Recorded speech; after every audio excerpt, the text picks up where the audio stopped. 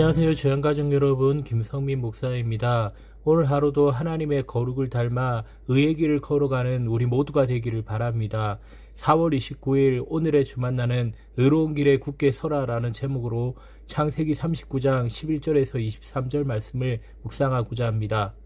세상에는 보통 사람이 넘어설 수 없는 것들이 있습니다. 그러나 우리에게는 이런 것을 넘어서고 이겨낼 수 있게 하시는 은혜가 있습니다. 바로 우리 하나님의 함께 하시는 은혜입니다. 첫째로 죄의 끈질긴 유혹을 넘어서게 합니다.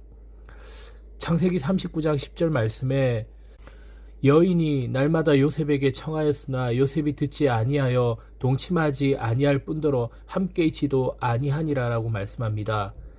요셉은 날마다 보디발의 아내의 유혹에 시달립니다. 그러나 그는 유혹에 빠지지 않았고 심지어는 그 여인과 함께 있으려 하지도 않습니다.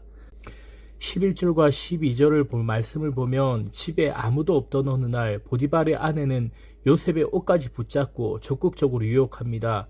보통 사람이라면 넘어갈 수밖에 없는 상황인데 요셉은 끝까지 그 강한 죄의 유혹을 물리칩니다. 보디발의 아내가 붙잡은 옷까지 버려두고 밖으로 나갑니다. 요셉은 절대로 하나님께 죄를 범하지 않겠다고 이미 작정한 것입니다. 요셉은 왜 이런 마음을 가졌을까요? 바로 하나님이 그와 항상 함께 하셨기 때문입니다. 함께 하시는 하나님의 거룩하심과 능력을 맛보았기에 죄의 유혹을 넘어설 수 있었습니다. 둘째로 억울한 모함과 고난을 넘어서게 합니다. 그러나 상황은 그것으로 끝나지 않았습니다. 14절과 15절 말씀에 그 여인의 집 사람들을 불러서 그들에게 이르되 보라, 주인이 히브리 사람을 우리에게 데려다가 우리를 희롱하게 하는도다.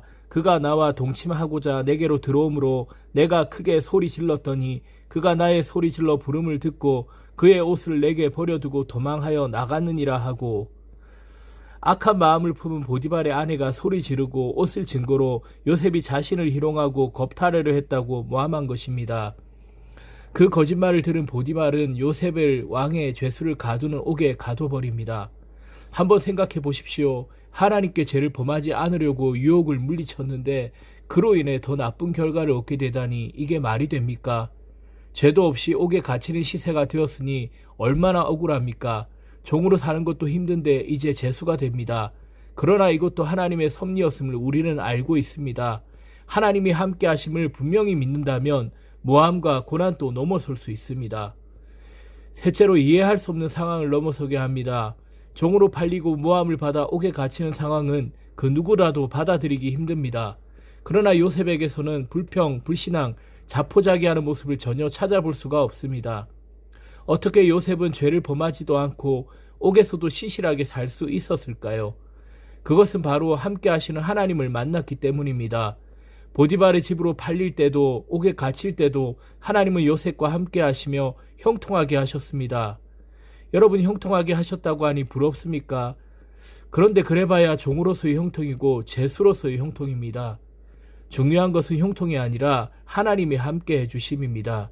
이 은혜 때문에 요셉은 견딜 수 있었고 어려운 상황을 믿음으로 넘어설 수 있었습니다. 죄의 유혹이나 이해할 수 없는 고난과 고통 가운데 느끼는 혼란을 위해 믿음을 잃어버리기 쉽습니다. 그러나 하나님이 함께 하심을 믿으십시오. 그러면 모든 것을 넘어설 수 있습니다. 오늘 하루도 그 은혜를 붙잡고 언제나 승리를 누리는 의로운 길에 굳게 설 수 있는 우리 모두가 되기를 주의 이름으로 바랍니다.